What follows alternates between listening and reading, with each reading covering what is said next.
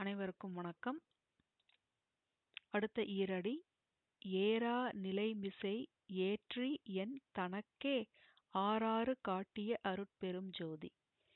இதுல ஏற்றி என் தனக்கே உயிர்மெய் எழுத்து ஏ இருக்க வேண்டிய இடத்துல உயிரெழுத்து ஏவை ஞாபகம் வச்சுக்கோங்க.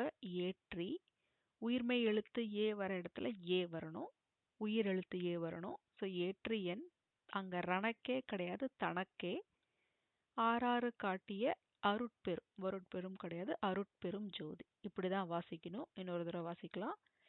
ஏறா நிலைமிசை ஏற்றி என் தனக்கே ஆறாறு காட்டிய அருட்பெரும் ஜோதி. ஏறாத நிலை, யாருமே போகாத இடத்திற்கு. நிலைமிசை என்றால் நிலத்தின் மேலே அல்லது வேறொரு உலகம். அருள் உலகம் எப்படி சென்றார்? தன்னுடைய உடல், பிசிக்கல் பாடி என்று சொல்லக்கூடிய உடலை கடந்து நாதம் பரவிந்து பரநாதம் திக்கிராந்தம் அதிக்கிராந்தம் இந்த அனுபவங்களை பெற்று சுத்த சிவநிலை அனுபவத்தையும் பெற்றார்.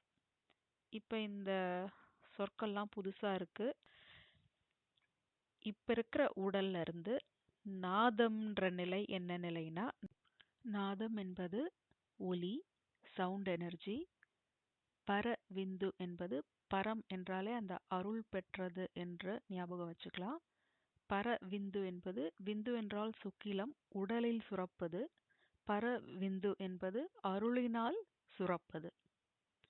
பரநாதம் அருள் பெற்ற, அருளினால் ஆன நாதம் ஒலி.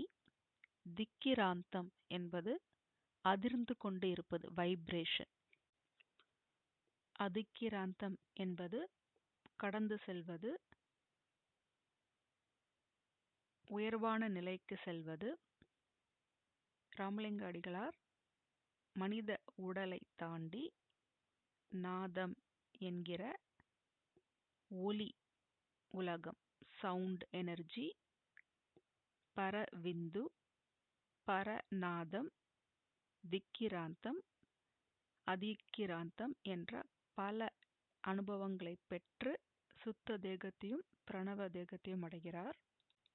சுத்த தேகம் என்பது பற்றுகள் இல்லாத ஒளி வடிவை பெறுவது.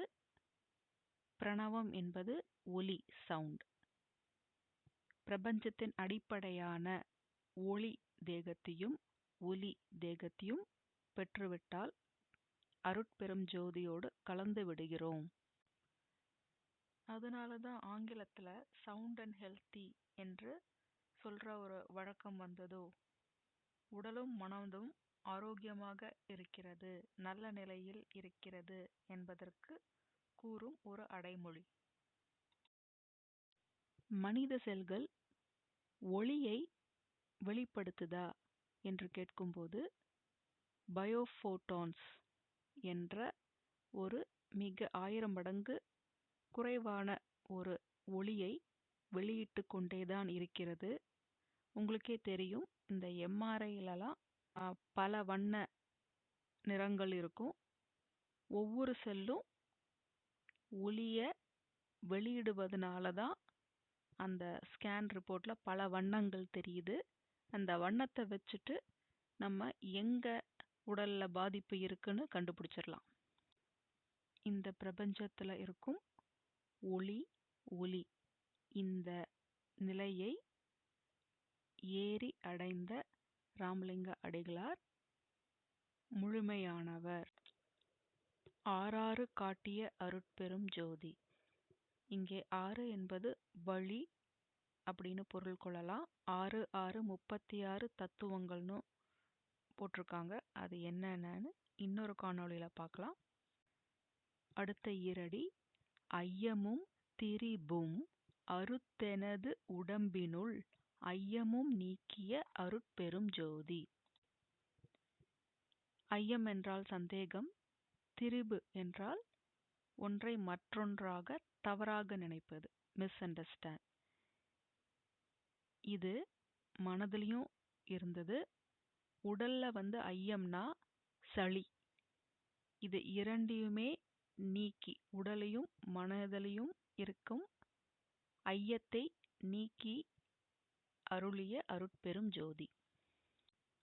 இதை ஓதலாம்.